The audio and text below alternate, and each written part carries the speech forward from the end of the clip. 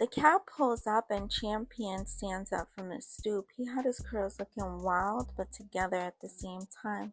He had a wife beater on with some basketball shorts with a clean pair of white ups. We make eye contact as he walks toward the car, and I smile, which makes him smile. He had a pair of bottoms, gold teeth for those who don't know. Anyway, he had bottoms on. Those are new, and they look good as hell on him, too. The driver rolls down the window. How much? Champion says to the driver. $20. Champion sticks his hand in his basketball shorts and hands the driver the money. I open the back door to the car and slide out, leaving the car door open. I wrap my arms around his neck and give him a big hug. He smelled so good. He starts kissing my neck in soft, quick pecks and hugs me with his arms around my waist. He closes the car door and the driver pulls off immediately. Come on, let's go inside. My parents are home, so. Sorry, he says, laughing. Oh, God, I reply, but my tone is playful. He grabs my hand and interlocks our fingers. We walk toward the front door to his house, and I start to feel a little nervous. I don't know why. I feel nervous, but I do. I take a deep breath that I didn't think was noticeable, but what's wrong? Champion questions. Nothing, I'm cool. He gives a slight smirk. He must realize I'm nervous.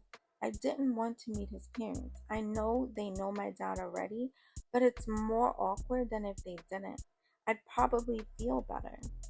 We get closer to the front door, so Champion lets my hand go to open the door. He opens it for me to walk in first. I walk in and stand to the side. He closes the door behind him and locks it. He starts to walk down the hallway and I follow behind him. Reluctantly, but I follow. As we get closer, his mother stops talking and smirks a bit. Ma, don't start, Champion says in an over it tone. She starts laughing. What did I do? She says, smiling. Her Trinidadian accent was subtle, but you could hear it. Champ, you clean your room? His father says from a table in the kitchen. His father had a Jamaican accent despite looking more Asian. Corey's daughter and my son, his mother says with a big smile. Champion looks embarrassed. There's a few moments of awkward silence. Well, since my son isn't going to do any introductions and we are just staring at the girl, she sucks her teeth. My name is Veronica, but you can call me Ronnie. I chuckle a bit. Nice to meet you. I'm Summer. Ronnie remains smiling. Almost seems like she's planning the future in her mind. Champion rolls his eyes in a manly fashion, seeming exhausted with his mother. And this is my father. I'm going to my room. Nice to meet you, Summer. I'm Winston. He pulls my arm out of the kitchen. Nice to meet you, Summer, baby. Hope to see more of you, Ronnie says as we leave the kitchen. Champion sucks his teeth. We walk toward the stairs and go to his room. He closes the door behind me. He looks annoyed. What's wrong? I ask. My mother always doing too much. It's cool. We know they know each other. I should be worried. I don't want her to tell my father and my uncle to hear. We know how Ty is. Champion starts laughing. I should be worried then. Yeah, you should. I start laughing too. Champion grabs me to hug me, but we end up falling on his bed. I really missed you, punk, he says. I give him an expression as if I don't believe him. I do. I just want to hear more about how he missed me. He pulls back and squints his eyes. You don't believe me? I look up at the ceiling in a playful way. I don't really know. He starts to kiss my neck softly and looks back at my face. I don't know.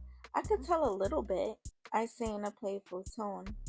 He kisses my neck more. I pretend to yawn. Okay, I'll stop. He starts to sit up. No! I pull his arm back. He starts to laugh but leans in to kiss me. After about a minute or two, I try to reposition myself without messing up our flow. Champion noticed and positioned himself more on top of me, but without all his body weight. I wrap my arms around his neck so he knows I don't want him to move. He moves my legs apart to better position himself. We are still fully clothed. Slowly, Champion's hands start to wander above my clothing.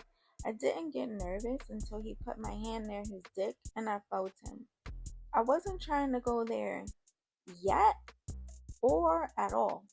I don't know. Maybe more yet. It was more nervousness over the fact that I didn't really know what to expect and we never had a discussion about anything. It really hurt with Tavior and I haven't tried since. Then his parents are downstairs. I mean, they know I'm here, but still, I just met them. That's disrespectful. Champion and his hands kept wandering all over. He unbuttons my shorts, then tries to button them back without messing up the groove. He couldn't, so he just moved his hands back up top, but still above my clothes. He starts kissing on my neck again, and his lips were so soft. And he was just really acting like he missed me for sure. I didn't even care about another hickey. He starts to make his way down my neck a bit like going toward my boobs. Not sure how long we've been kissing and feeling on each other, but I wasn't counting the minutes either. Suddenly, Champion's door flies open. Champion, wanna play? Yo, get out! Sorry, a small voice says. I hear the door close. As he gets up, he lets out an annoyed sigh. He opens the door and I sit up to fix my clothes. What? He exclaims. Sorry, I didn't know Summer was here. I just wanted to play Sonic with you. She sounded like she was pouting. He sighs and softens his tone. It's cool. Just knock next time. Okay. There's a slight pause. Can I come in the room? Champion starts to laugh a little bit. Yeah, 1 second. Champion turns back to make sure I'm together, even though there was nothing out of place. He opens the door, and there was a young girl standing there, maybe about 10, 11 years old. She is the same cinnamon brown complexion as Champion and had the same curly black hair. She looks identical to him, just smaller and a female. She was dressed in a cute little denim skirt and a polo t-shirt. Her socks had ruffles on them with a crisp pair of white ups. Her hair was in two long curly ponytails. She starts to blush in a shy way when we lock eyes, which makes me smile at her. Summer. This is my little sister Aoki. Aoki. This is Summer Rayne. Hi Aoki. That's a pretty name, I say. Thank you. I like your name too. She sits down on one of the beanbags. Do you like to play Sonic? Yeah, I do. She smiles even bigger. I get up and drag the other beanbag across the room to sit closer to her. Yoke, you want pizza? Champion asks. Yes, she replies in an excited tone. Some, you hungry? He turns to ask me, and before I can answer, he starts to talk again. I don't know why I asked. You're always hungry. Let me go see who else wants pizza. I'll be back. He opens his room door and walks down the stairs. There's some silence in the room for a second. I didn't even notice the TV was on when I first walked into the room. I glance over at the TV. Champ talks about you a lot, Aoki says in a low tone. I smirk. Yeah? Yes. He really likes you. You're his girlfriend. I pause for a second. I don't know how to reply. And saying yes to her, clearly, she will tell Champion. I don't know. Why not? It's a little complicated. I'm only 11, but I'm really smart. You can tell me. I start laughing. I think that's better for Champ to explain. He wants you to be his girlfriend. He told me. She smiles at me. Champion walks back in the room. Aoki, don't be in here talking too much. He looks at the body language between us. I don't take my eyes off the TV so that Aoki doesn't feel uncomfortable. She just lets out a giggle. I see her pull his arm to bring him down toward the beanbag chair. I like her, she whispers. Me too, Champion whispers back. I look at him out the side of my eye and smirk. We spent the next few hours eating pizza and playing video games with Aoki. When Ronnie noticed Aoki was in the room with us, she made her leave. She wasn't really bothering me, but she told her to give us privacy. You want to watch a movie? Champion asks. Yeah. I get up off the beanbag. He opens his drawer and tosses me a pair of sweatpants. No street clothes on my bed, he smirks. I roll my eyes. Who wore these before me? No one. They have tags. I don't have girls at my house like that or around my sister. I look at him and don't say anything. I'll be right back. You could change your clothes. I start laughing. He leaves the room and closes the door behind him. I stand up and take my shoes off. I wiggle out of my shorts to put on the sweats.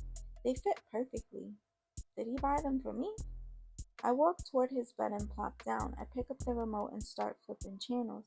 Champion walks back into the room a few moments later and closes the door behind him. He's holding a few VHS tapes in his hand. Don't Be a Menace to South Central, Soul Food, Set It Off, or Best Man. Don't Be a Menace first. He sets the rest down and turns on the VCR. He slides the tape in and presses play. He walks over to the side of the bed that's open and lays down next to me. He lifts his arm and raises it over. I take the cue and move under his arm, and he moves his arm down, cuddling me.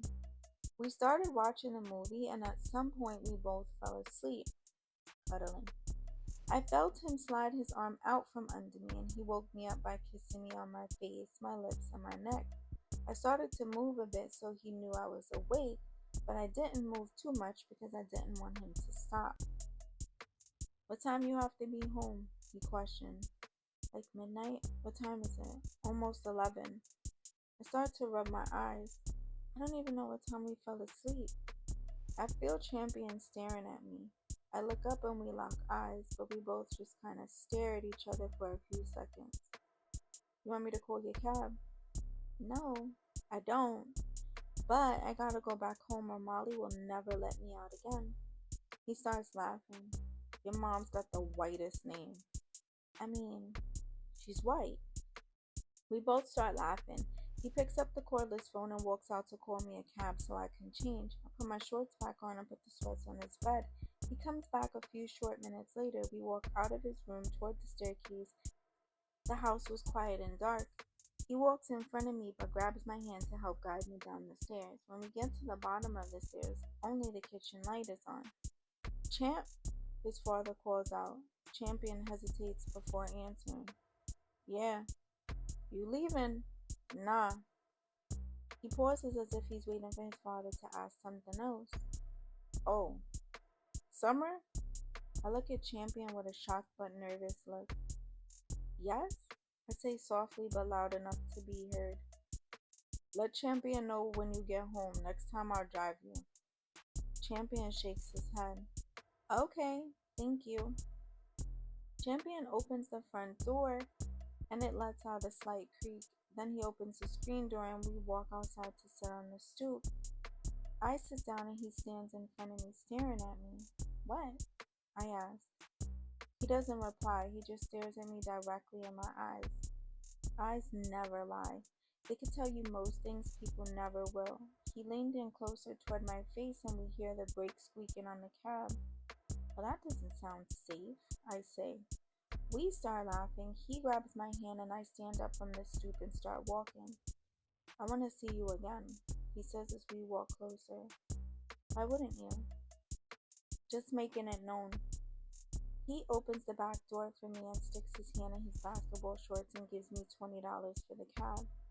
You need anything? No, I reply and roll my eyes. He chuckles and leans in to kiss my lips.